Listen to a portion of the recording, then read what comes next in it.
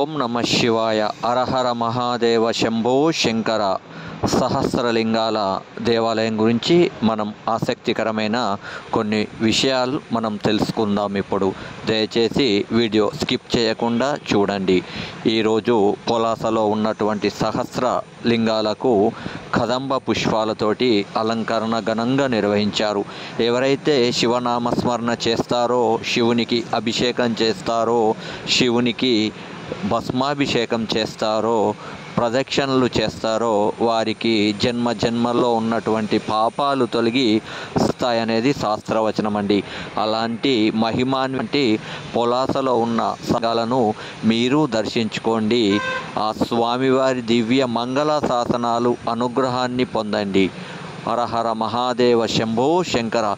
శివునికి చేసిన నామస్మరణ, శివునికి చేసిన అభిషేకం, శివునికి చేసిన ప్రదక్షిణ కోటి జన్మల పుణ్య ఫలితాన్ని ఇస్తుందండి. అలాంటి శివనామస్మరణ మనందరం చేద్దాం.